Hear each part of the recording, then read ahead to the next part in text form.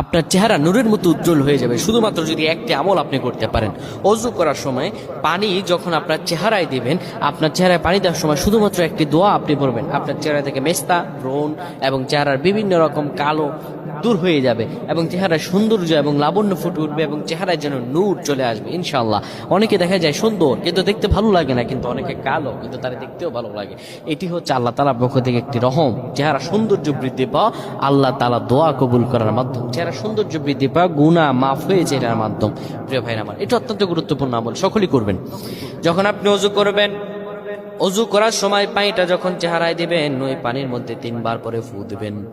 আল্লাহু নূরুস সামাওয়াতি ওয়াল আরদ আল্লাহুম্মা ইগফিরলি, আল্লাহু নূরুস সামাওয়াতি ওয়াল আরদ আল্লাহুম্মা ইগফিরলি। এই দোয়াটি 3 বার পরে সেই পানির মধ্যে ফু দিয়ে পানিটা চেহারার মধ্যে লাগাবেন। আমার আল্লাহ আপনার চেহারার